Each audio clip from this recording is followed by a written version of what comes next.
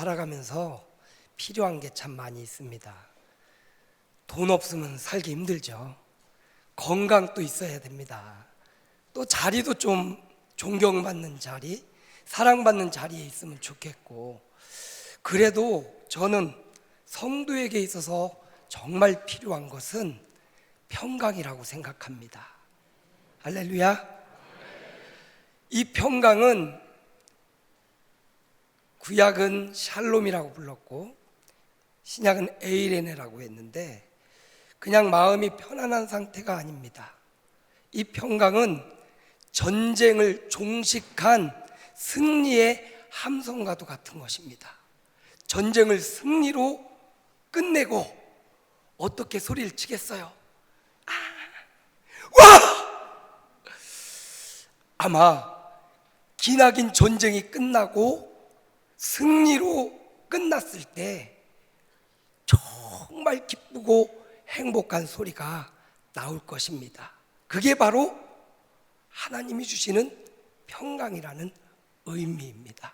이 시간에 크고 위대한 하나님의 평강을 여러분에게 나누길 소원합니다.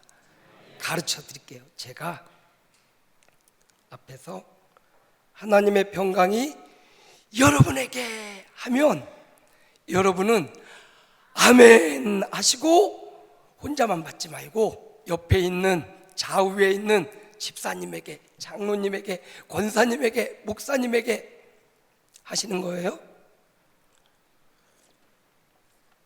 연습을 한번 해봅시다.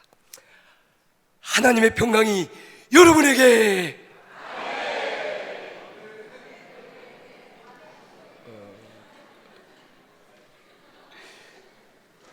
전쟁을 승리로 이끈 사람들의 표정이 아닌 것 같아요. 연습이었으니까 실전으로 전쟁을 승리로, 이제 더 이상 전쟁이 없을 거예요. 승리만이 계속 이어질 겁니다. 좌우 앞뒤에 평강을 나누어 주시기 바랍니다. 크고 위대한 하나님의 평강이 여러분에게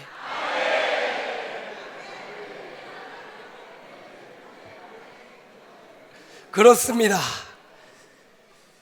하나님이 우리에게 평강에 평강을 더하신다 약속하셨습니다. 이 평강을 여러분 많이 나누셨는데 앞에 있는 종도 좀 받고 싶네요. 이번에는 제가 여러분에게 드릴 테니까 이번에는 앞뒤 좌우가 아니라 저를 향해서 목사님에게 하는 겁니다. 별로 뭐 하고 싶지 않은가 본데. 크고 위대한 하나님의 평강이 여러분에게 아멘. 아멘도 하고 하셔야지. 받고 전해줘야지. 받지도 않고 반사하면 안 되잖아요. 다시 한번 크고 위대한 하나님의 평강이 여러분에게 할렐루야. 3시간 차 타고 온 보람이 있어요. 여러분의 평강을 제가 받아서 힘을 얻고 돌아갈 줄로 믿습니다. 저는 여러분에게 은혜를 끼칠지 못 끼칠지 모르겠는데 저는 이미 여러분이 주시는 평강을 받았네요. 본전 뽑았습니다. 식사하셨습니까? 예, 목사님이 오자마자 저에게 밥 드셨냐고 자꾸 물어보시더라고. 여러분, 성도의 밥은 말씀입니다. 성도의 보양식은 하나님의 은혜입니다.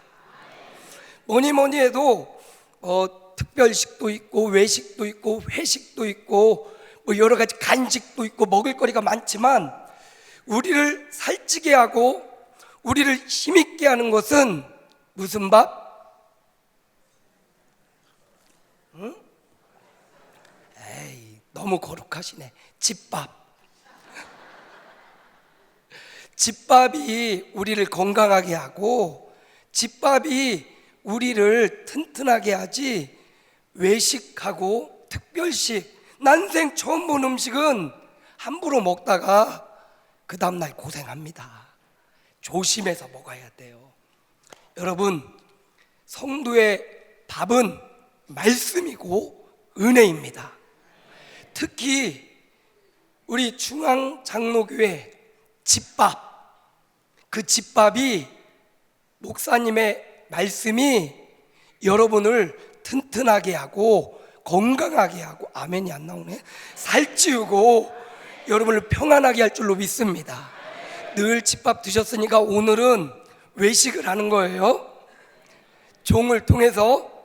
근데 여러분, 외식은 제가 아까 말씀드렸죠, 어떻게 해야 된다? 조심해야 돼.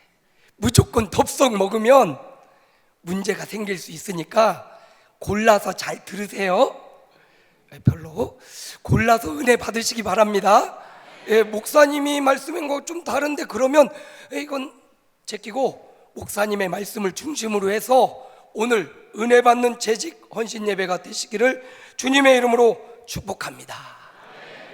저는 재직 헌신 예배가 아니라 세례 교인을 교육할 때 반드시 이 두 가지를 교육합니다. 우리 성도들이 예수 믿고 6개월, 1년 정도 지났을 때 세례 교육을 받잖아요. 이것은 재직의 의무나 권리가 아닙니다.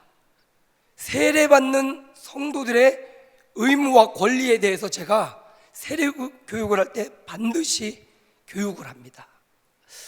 물론 이 세례 문제 자세한 이 질문들이 있어요. 그걸 교육하기 전에 저는 세례받을 대상자들에게 반드시 이 두 가지 세례교인의 권리와 세례교인의 특권에 대해서, 세례교인의 의무와 권리에 대해서 교육을 합니다. 자, 잘 들어보세요. 세례교인의 의무를 먼저 교육을 합니다. 세례교인이 되었다라는 것은 이제 세례를 받으려고 교육을 받는 거니까, 세례교인이 된다는 것은 세 가지 의무를 갖고 있습니다. 따라합니다. 첫째, 하나님이 주인이십니다. 여러분, 세례를 받는다는 것은 내가 죽고 예수 그리스도가 사시는, 이제 내 꿈과 내 비전은 죽고 예수의 꿈과 예수의 비전으로 살겠다라는 의미가 세례를 받는 거예요.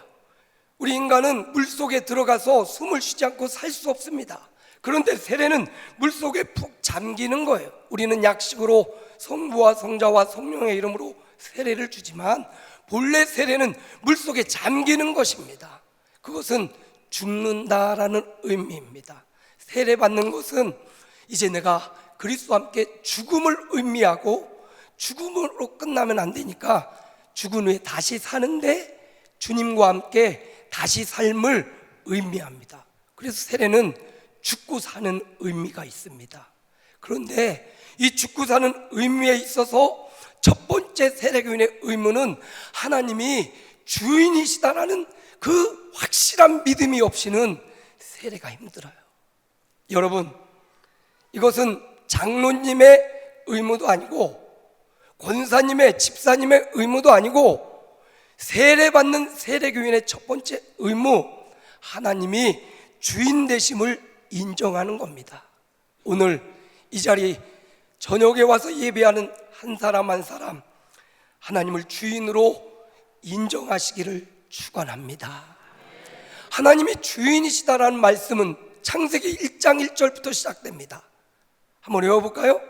태초에 하나님이 천지를 창조하시니라. 이 말씀이 믿어질 때, 천지를 창조하신 하나님이 우리의 주인이심이 믿어질 때 신앙생활이 시작되는 겁니다. 아직도 여전히 내가 주인이고, 여전히 내 생각이 있고, 여전히 내 계획이 있고, 여전히 내 꿈이 있고, 아니요, 예수 믿는다는 것은 이제 내가 주인이 아니라 하나님이 내 인생에, 내 시간의 주인이심을 인정하고 믿음으로부터 시작하는 것입니다. 세례교인의 첫 번째 의무, 하나님이 주인이심을 인정하는 거예요. 요한계시록 22장 마지막 절에도 보니까 주 예수의 은혜가 모든 자들에게 있을지어다. 성경의 시작과 끝이 창조주 하나님, 주 예수, 우리의 주인 되신 예수님의 은혜로 끝나는 걸 볼 때 성도의 첫 번째 의무, 하나님이 주인 되심을 인정하는 것입니다. 두 번째는 주일 성수입니다. 따라합니다. 주일 성수. 이것 또한 장로님의 의무 혹은 권사님, 집사님의 의무가 아니라 누구의 의무? 세례교인, 세례받았다라는 사람들은 주일을 거룩하게 지킬 의무를 갖고 있는 것입니다. 주일은 하나님이 우리를 힘들게 하고 괴롭히려고 만든 날이 아니라 하나님이 복 주시려고 만든 날입니다. 이미 이 복 주시는 날 새벽부터 1부 예배, 2부 예배, 또 이 저녁 예배까지 나온 여러분은 주일 성수의 축복을 누리는 줄로 믿습니다. 이사야 53장에 보니까 이 주일을 거룩한 날이라 즐거운 날이라 여기고 내 발을 금하고, 발을 금한다 말은 주일에 가야 될 곳, 가지 말아야 될 곳, 이거 구별해라라는 말이에요. 발을 금하고 오락을 행치 말고 또 이날에 사사로운 말을 하지 말지니라. 이렇게 주일을 지키면 하나님이 내게 즐거움을 주실 것이라. 오늘 예배하는 저와 여러분에게 하나님이 즐거움을 줄 줄로 믿습니다. 하나님이 즐거움을 주겠다 약속했어요. 주일을 거룩하게 지키고 이날을 하나님 앞에 즐겁게 예배하며 기도하며 지키는 자에게 하나님이 즐거움을 주신다는데, 여러분 마음의 즐거움은 아무도 빼앗아갈 수가 없습니다. 여러분 즐거우면 병이 떠나갑니다. 즐거우면 건강의 축복을 받습니다. 주일을 거룩하게 지켜서 저와 여러분의 생애가 건강하고 힘이 있어 또 다른 사람을 살리고 세워내는 믿음의 종들, 전도의 종들이 되시기를 축복합니다.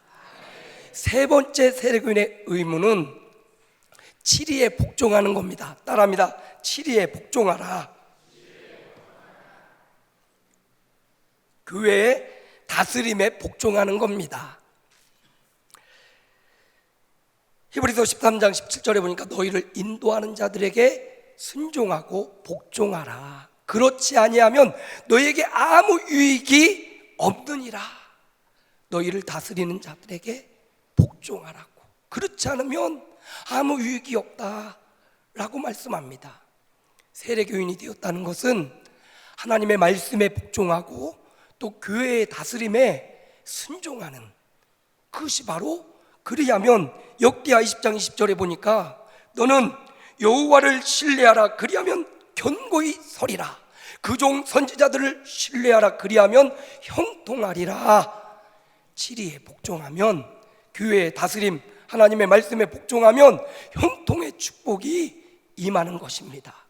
그래서 이렇게 세례교인을 교육할 때 세 가지, 하나님이 주인이십니다. 주일을 거룩하게 생명 걸고 지켜야 됩니다. 교회의 다스림, 하나님의 말씀에 복종하는 것, 이게 세례교인의 의무입니다. 오늘 재직회 헌신 예배지만 우리 초심으로 돌아가서 우리 세례받는 그때를 다시금 생각하면서 우리 다시금 하나님이 주인 되심을 인정하고 또 그 하나님을 섬기는 거룩한 주일을 거룩히 지키기로 다시 한번 결단하고, 더 나아가 하나님의 말씀과 교회의 다스림 앞에 복종해서 형통한 축복을 받는 우리 교우들 되시기를 주님의 이름으로 축복합니다. 이렇게 세례교인의 의무가 세 가지 있는 반면에 세례교인에게 주시는 특권이 또 세 가지가 있어요. 의무만 있으면 너무 힘들잖아요. 특별한 권세를 주는데, 이 멤버십에 가입하면, 어떤 카드도 멤버십에 가입하면 뭐 무료로 해준다, 무이자를 준다 하는 것처럼 우리 세례교인이 된 사람들에게 특권이 있습니다. 첫째는 따라합니다. 성찬에 참여한다. 여러분, 거룩한 성찬식, 주님의 살과 피를 먹고 마시는 이 성찬은 은혜의 방편입니다. 우리 칼빈 장로교회 창시자 말하기를 은혜의 방편은 두 가지가 있다. 첫째는 말씀이요, 두 번째는 성찬, 한 가지를 더 더한다면 기도다. 이렇게 말씀과 성찬과 기도를 통해서 은혜를 받는 겁니다. 여러분, 은혜 받기가 쉬운 것 같지만 은혜 받으려면 이 아침에도 새벽에도 또 낮에도 저녁에도 이렇게 와서 앉아서 귀를 쫑긋 세우고 저 허스키한 목사가 뭐를 하는가, 어떻게 생겼나, 아주 말씀에 집중하지 않고는 은혜 받기가 어렵잖아요. 여러분, 은혜 받기가, 또 은혜 받으려고 새벽에 나와서 주여 주여 하나님을 찾으면서 간절히 기도해서 은혜를 받지 않습니까? 어떻게 보면 말씀과 기도를 통해서 받는 은혜, 이게 진짜 은혜인데, 이것보다 조금 더 쉽게 받을 수 있는 은혜가 있다면 그건 주의 성찬에 참여하는 겁니다. 세례교인 이상만 성찬에 참여할 수 있잖아요. 주님이 말씀하십니다. 내가 다시 올 그때까지 너희는 이것을 행하여 나를 기념하라. 주님의 살과 주님의 피를 먹고 마시는 것, 그것 자체는 주님이 명령하신 것이고 주님이 만드신 것이고, 그거에 참여해서 주님의 살을 먹을 때, 주님의 언약의 피를 마실 때, 그것 자체가 믿음으로 살피고 먹고 마시면 그 자체가 은혜입니다. 여러분, 세례교인 이상 이 성찬식에 참여할 수 있다는 이 거룩한 은혜, 말씀을 들으려고 애쓰고 깨달으려고 애쓰고 귀를 열고 또 열심히 기도해서 은혜를 받아야 되지만, 성찬에 참여해서 주님의 살과 피를 먹고 마시며 그리스도의 형상으로 닮아가기를 결단하는 성찬식에 여러분 꼭 참여하셔서 하나님이 주시는 큰 은혜를 누리시기 바랍니다. 이 성찬식이 세례교인의 첫 번째 특권이에요. 세례 받으면 주님의 성찬식에 참여할 수가 있어요. 두 번째, 선거권, 또 피선거권이 생깁니다. 이제 교회의 일꾼이 될 수 있는 특권이 생기는 거예요. 교회의 일꾼이 될 수 있는, 선거할 수 있는, 또 일꾼을 뽑을 수 있는 특권이 생기고, 마지막 세 번째가 따라합니다. 섬김과 봉사의 특권. 오늘 제가 이거 말하려고 지금까지 이렇게 말한 거예요. 세례교인의 세 번째 특권이 섬김과 봉사의 특권입니다. 그런데 여러분, 가만히 생각해 보세요. 특권이면 특별한 권세이고 내게 준 혜택인데, 봉사하고 섬기는 것은 혜택입니까? 의무 같습니까? 의무 같잖아요. 이건 내 힘이 들어가고 헌신이 들어가고 땀이 들어가요. 섬기려면 물질도 들어갑니다. 섬기려면 힘도 써야 돼요. 섬기려면 시간도 들여야 돼요. 그런데 하나님은 말씀하시기를 섬김은, 봉사는 특권이다. 아멘. 오늘 이 재직 헌신 예배로 우리가 예배를 드립니다. 재직은 세례교인 이상이잖아요.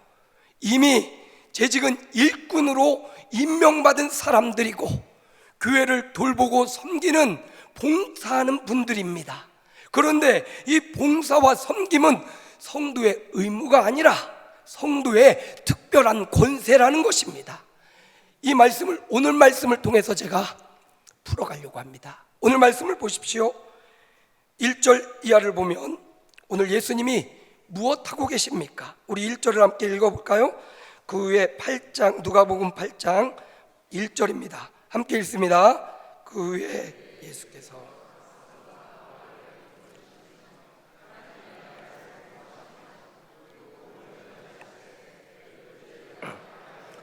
지금 예수님이 뭐하고 계십니까? 예수님이 각 성과 마을에 두루 다니시고 계십니다. 여러분, 예수님이 누구십니까? 살아계신 하나님의 아들이시잖아요. 전능하신 하나님의 독생 성자,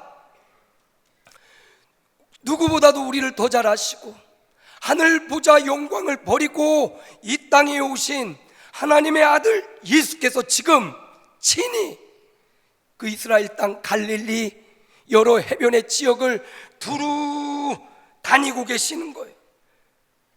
오늘 하나님의 말씀을 사모하는 한 사람 한 사람에게도 우리 주님은 두루 찾아서 그 갈급한 심령에 은혜 주시고 능력 주시고 힘을 주시려고 오늘도 우리 주님은 두루 다니시고 계심을 믿습니다. 요한계시록에 보면 7 교회 사이를 거니시는 이라고 예수님을 표현하고 있어요. 교회 사이를 거닐고 계신 주님, 은혜를 사모하고 하나님의 말씀을 사모하는 종들을 거니시며 찾아다니시고 위로하시는 주님, 살아계신 하나님의 아들인 예수님이 지금 갈릴리 그 각 성과 마을을 두루 다니시고 계시, 은혜 받을 자, 생명을 얻을 자, 구원받을 자, 흑암의 세력에서 하나님의 아들로 옮겨갈 자를 찾아서 주님이 두루 다니시고 계시는 우리 주님의 모습을 발견합니다. 오늘 저와 여러분도 예수 믿고 구원받았다면, 예수 믿고 하나님 나라를 소유했다면 우리도 주님 닮아가길 소원합니다. 우리도 예수님처럼 두루 다녀서 예수가 없는 부모, 형제, 일가, 친척, 우리 친구들, 사랑하는 이들에게 두루 살펴서 예수를 전해주고 생명을 전해주고 예수 그리스도가 하나님의 아들이심을 전해주는 예수님 닮은 하나님의 종들 되시기를 축원합니다. 예수님이 그렇게 두루 다니면서 하시는 일을 보니까 하나님 나라를 선포하셨다. 그리고 그 복음을 전하셨다. 2절에 보니까 또한 악귀를 쫓아내셨다. 또 병고침을 받은 사람들이, 여자들이 예수님을 따라서 섬겼다. 이런 말씀들이 진행돼요. 예수님이 하신 일을 보니까 예수님이 잘 가르치는 일을 하셨습니다. 또 예수님은 병든 인생들을 고치고 치료하는 일을 하셨습니다. 또 예수님은 하나님 나라를 선포하는 일을 하셨습니다. 예수님이 하신 이 세 가지 사역, 예수님이 하신 이 세 가지 사역이 바로 교회가 끝까지 붙잡아야 될, 우리가 목표하고 지향해야 될 그 일입니다. 가르치고 부지런히 우리의 다음 세대를 살리고 세워야 돼요. 우리 기성세대가 예수 믿고 이 은혜와 영화를 누렸다면 우리의 다음 세대를 부지런히 믿음으로 양육해서 우리의 영육간의 다음 세대가 견고히 서가는 우리 중앙장로교회 되길 축원합니다. 교육이 살아서 부서마다 영아부와 유치부와 또 초등부와 중고등부, 청년부가 우리의 다음 세대들이 믿음으로 꿈을 꾸고 하나님이 주신 비전을 향하여 나아가는 교육이 살아있는 중앙장로교회가 되기를 축원합니다. 또 교회는 힐링이 있어야 돼요. 고치심, 예수님이 계신 곳에 치료가 있었습니다. 주님 말씀하시길 따라 안심하라, 내 병에서 놓여 건강할지어다. 아멘 하세요. 치료받고 싶은 사람만 아멘 하세요. 아들아 안심하라, 내 병에서 놓여 건강할지어다. 주님이 계신 곳에 모든 병과 질병이 깨끗해지고 귀신이 떠나가고 하나님의 성령의 역사가 충만하게 일어나는 힐링, 치료의 역사가 있었습니다. 우리 중앙장로교회도 지속적으로 예배하고 기도할 때 치유의 역사가 지속되기를 축원합니다. 예수님은 가르치고 또 고치시고 한 가지 더 하나님 나라를 선포했다. 설교가, 하나님 나라에 대한 설교가, 선포가 지속되었다라는 말입니다. 저와 여러분의 입에서, 목사님의 입에서 설교가 지속되듯이 여러분의 입술에서 하나님 나라가 여러분의 주변 사람들에게 지속되고 선포되는 중앙장로교회 되기를 축원합니다. 예수님이 이 대표적으로 세 가지 일을 하셨습니다. 예수님이 이 땅에 오신 목적은, 인자가 이 땅에 온 것은 섬김을 받으려 함이 아니라 도리어 섬기려 하고 자기 목숨을 많은 사람의 대속물로 주려 함이니라. 예수님의 사역은 섬김의 사역이었어요. 가르치고 고치고 전파하는 예수님의 섬김의 사역. 두 번째, 여러분, 제자들이 있네요. 8장 1절 마지막쯤에 보면 12제자가 함께하였고, 제자들은 뭐하고 있습니까? 예수님은 가르치고 고치시고 전파했어요. 제자들은 뭐하고 있습니까? 지금 본문을 보세요. 저 얼굴 보면 나옵니까? 제 얼굴이 안 나오고 8장 1절 마지막 부분에 보면 제자들이 뭐하고 있습니까? 누구와 함께 했습니까? 예수님과 함께 했습니다. 예수님이 하나님의 아들이시기에 능력이 많고 권세가 많아서 혼자 다 하실 수 있을까요? 충분히 있을까요? 반응이 왜 이렇게 늦지? 여기 충청도 아니죠? 저는 충청도 사람인데 말이 빨라요. 충분히 있지요. 능력이 있지요. 권세가 있죠. 그런데 예수님은 보면 혼자 사역하지 않고 항상 제자들을 데리고 다니셔요. 함께 하시는 예수님의 모습을 볼 수 있습니다. 능력이 없어서가 아니에요. 제자들을 훈련하는 겁니다. 제자들과 함께 동역하는 거예요. 부족합니다. 아직 하나님의 아들이신 예수님 따라오지 못합니다. 그럼에도 3년 반 이 제자들을 계속 함께 데리고 다녀서 보이고 가르치고 훈련시켰습니다. 여러분, 제자들은 지금 훈련받고 있습니다. 또 지금 할 수 있는 것은 예수님을 떠나지 않고 예수님 가까이에서 예수님이 하시는 일을 보고 예수님이 행하시는 것을 보고 예수님의 위대한 것들을 보면서 예수님과 함께, 이게 바로 훈련이에요. 여러분, 교회에는 훈련하는 분들이 많아야 됩니다. 교회에 여러 가지 사역들이 있을 텐데 그 사역에 동참해서 그 훈련을 받아내는 거예요. 물론 저마다 하나님 주신 은사가 있지만 그 은사도 훈련을 통해서 다듬어지면 더 큰 일을 할 수 있습니다. 제자들이 처음에는 아무것도 할 수 없는 것 같았습니다. 두려워 떨고 믿음이 좀 있는가 했는데 예수님이 십자가에 붙잡히니까 다 도망갔습니다. 두려워서 문을 닫고 숨어 있습니다. 예수님이, 부활하신 예수님이 그들을 만나 주십니다. 너희에게 평강이 있을지어다. 그 전쟁 종식과 같은 하나님의 평강을 부활하신 예수님이 제자들에게 주었을 때, 부활하신 예수님을 만났을 때 제자들의 인생은 변화됐습니다. 훈련의 종지부가 지켜지고 그들이 예수님의 권능과 능력, 예수님이 갖고 있는 하늘과 땅의 권세를 주님께 받아서 그들이 나가서 담대히 예수님의 부활을 전할 때 3,000명, 5,000명 제자의 수가 허다한 무리가 주께로 돌아왔습니다.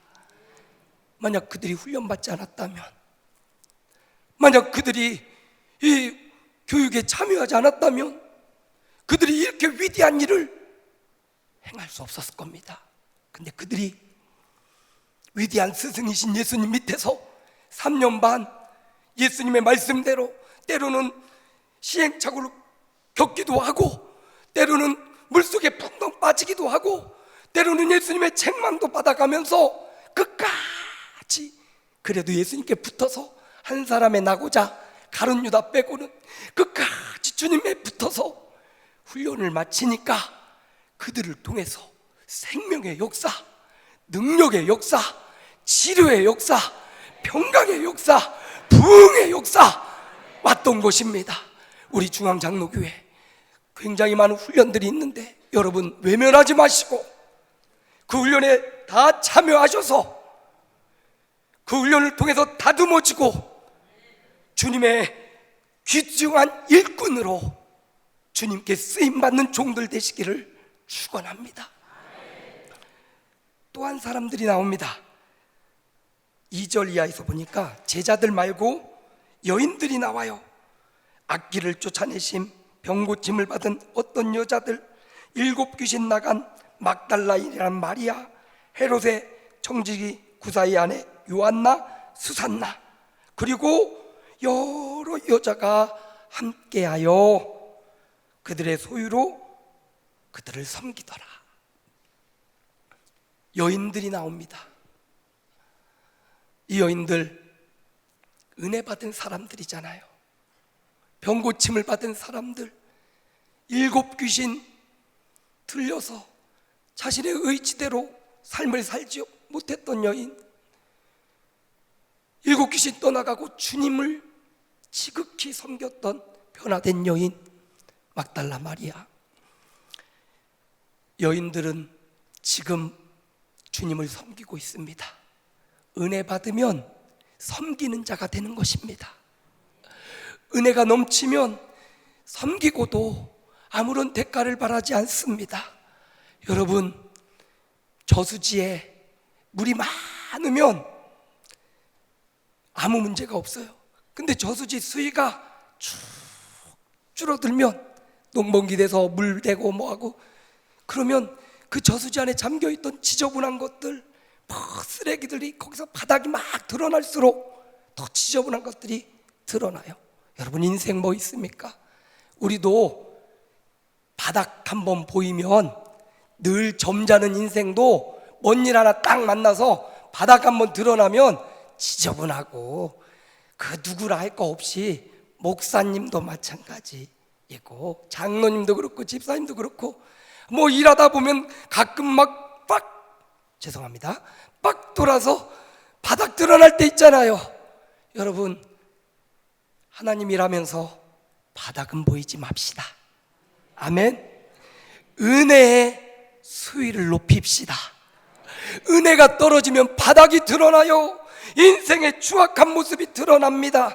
그 추악한 모습이 드러나기 전에 은혜의 수위를 높입시다. 하나님을 사모하고 말씀을 사모하여 은혜의 수위를 높여서 그 안에 좀 지저분한 게 있어도 은혜의 수위가 높아지면 문제가 없어요. 교회가 은혜의 수위가 낮아지면 자꾸 삐족한 것들, 지저분한 것들이 자꾸 걸거치고 꼬이고 힘들어요. 여러분, 은혜의 수위만 높이면 아무 문제 없습니다. 2020년 은혜의 수위를 바짝 높이는 중앙장로교회가 되시기를 주님의 이름으로 축복합니다. 은혜 받은 여인들이 주님을 섬깁니다. 어떻게 섬겼나 봤더니 자기들의 소유로 섬기더라. 자기들의 소유. 여러분, 여기 소유라고 생각하니까 다 물질로 섬겼구나. 아니에요. 여기 소유로 섬겼다 이 말은 자기에게 있는 것, 가까이 있는 것으로 섬겼더라라는 의미입니다. 여러분의 가까이 있는 게 무엇입니까? 여러분 가장 가까이에 여러분 건강하십니까? 건강으로 하나님을 섬기시기 바랍니다. 여러분에게 지위가 있습니까? 명예가 있습니까? 그것 가지고 하나님을 섬기시기 바랍니다. 여러분에게 재물이 있습니까? 그 재물 가지고 하나님을 섬기시기 바랍니다. 여기 섬겼다라는 말, 이 섬기다라는 말은 한 번 섬기고 끝났다 라는 말이 아닙니다. 이 섬겼다라는 말은 끝까지 섬겼다라는 말입니다. 막달라 마리아를 보십시오. 7 귀신 들려있던 그 여인이 주님을 만나고 귀신이 떠나가고 즉시 주님을 따라다니는데 그녀는 예수님의 십자가 못 박히는 현장에도 있었습니다. 제자들 다 도망가는 그 자리에도 막달라 마리아 그 자리를 지키고 있었고, 예수님의 시신을 무덤에 옮기는 그 현장에도 이 막달라 마리아는 그 자리를 지키고 있고요. 또 예수님이 부활하신 현장, 가장 이른 새벽에 막달라 마리아가 뛰어가서 부활하신 무덤에 있다가 예수님이 없어진 걸 보고 흐느껴 울던 막달라 마리아, 부활하신 예수님이 처음 만나준 사람 바로 막달라 마리아. 여러분, 한 번 섬겼다고 과거에 내가 하나님을 잘 섬겼다고 끝이 아니라 지금 섬기는 종들 되시기 바랍니다. 끝까지 주를 섬기는 종들 되시기 바랍니다. 내게 있는 것, 없는 것 가지고 섬기는 게 아니라 하나님이 이미 주신 것, 그것 가지고 주님을 섬기시기 바랍니다. 오늘 예수님도 가르치고 고치시고 전파하는 것으로 우리를 섬겨주셨습니다. 제자들은 훈련받고 예수님과 함께하고 동역함으로 또 우리를 섬겨줬습니다. 여인들도, 은혜 받은 사람들도 다 주님을 자기의 소유로 섬겼습니다. 왜 그들이, 왜 예수님이, 왜 제자들이, 왜 은혜 받은 사람들이 섬겼습니까? 성경은 하나님의 말씀을 우리에게 말해줍니다. 그들이 섬긴 이유, 요한계시록 22장 12절에 보니까 내가 속히 오리니 내가 줄 상이 내게 있어 각 사람이 행한 대로 갚아주리라. 여러분, 섬김은 특권입니다. 이 땅에서 주와 복음을 위해 섬기는 사람들, 하나님이 내가 너에게 줄 상이 있어 너희가 섬긴 대로, 너희가 행한 대로 내가 갚아주겠다 약속하셨습니다. 하나님의 약속은 신실합니다. 하나님의 약속은 반드시 이루어집니다. 하다못해 운동장에서 다름질하는 아이들도 1등하면 뭘 줘요? 도장을 주지. 도장을 주고 상을 줘요. 공책도 주고 연필도 주고. 요즘은 그런 거 주나 모르겠어. 하다못해 운동장에서 다름질하는 사람들도, 올림픽에 나가 4년간 땀 흘려 금메달 딴 사람들도 연금이 나오고 상이 나오는데 주님은 그렇게 말씀하십니다. 믿음은 하나님이 계신 것과 또한 그가 자기를 찾는 자들에게 뭘 주셔요? 상 주시는 이심을 믿어야 할지니라. 하나님은 우리를 위한 상을 준비하고 계십니다. 왜 주님이 그토록 섬기셨습니까? 왜 그토록 하늘 영광을 버리고 낮아지시고 섬김을 받으려 함이 아니라 섬기려고 이 땅에 오셨습니까? 하나님이 예수님을 지극히 높여 부활의 영광, 부활의 첫 열매 승천하여 하늘 보좌 우편까지 올려주셨습니다. 제자들 훈련받고 열심히 주님과 동행하여 또 그 제자들, 순교의 잔을 마셨던 제자들, 요한계시록에 보니까 12 보좌에 그들이 앉아 가장 영화로운 자리에 앉아있는 제자들을 우리가 발견할 수 있습니다. 섬김은 특권입니다. 이 땅 사는 동안 주와 복음을 위해서 여러분에게 있는 것, 그것 가지고 섬깁시다. 섬김은 하나님 나라의 상 받을 근거로 남을 것입니다. 우리 교회 장로님 딸이 CJ에 입사를 했습니다. CJ가 굉장히 들어가기 어렵다고 해요. 굉장히 큰 경쟁률을 뚫고 4차 면접까지 가가지고 최종 합격을 했습니다. 그런데 얼마나 좋아하는지 아버지가 365일 새벽 기도회를 나오셔요. 장로님이 당연히 나와야 되는 건데 그런데 아버지의 기도로 내가 이렇게 입사의 영광을 누린다고 그렇게 고백을 해요. 그런데 여러분, 그렇게 힘들게 공부하고 준비해서 취직하더니 그렇게 기뻐해요. 사실 기업에서 일꾼을 뽑을 때 여러분 아무나 안 뽑잖아요. 다 서류 전형을 먼저 하고 또 면접 1차, 2차, 3차 다 해가지고 추려가지고 일꾼을 뽑잖아요. 그리고 뽑아가지고 어떻게 합니까? 그 사람의 능력을 극대화시켜가지고 실컷 부려먹고 다 썼다 싶을 때 잘 가시오, 보내는 거 아니에요? 그런데 그런 직장에 뽑혔다고 그렇게 행복하며 기뻐하며 요즘 코피 쏟고 있어요. 힘들어가지고. 여러분, 세상의 경영자도 아무나 안 뽑더라고요. 그런데 여러분, 우리 인생의 최고 경영자이신 하나님께서, 전능하신 하나님, 살아계신 하나님, 상 주시는 하나님께서 저와 여러분을 일꾼으로 뽑아주셨습니다. 할렐루야. 하나님 나라의 직원 삼아 주셨습니다. 재직들은 다 직원들인 거예요. 어디의 직원? 교회 직원으로. 이렇게 취직하기도 힘들 때 하나님이 저와 여러분을 하나님 나라의 일꾼으로 취직시켜 주셨습니다. 세상 경영자들은 실컷 써먹고 보수 주고 힘들면 잘라버리면 그만이지만 우리 하나님은 정리해고가 없으시대요.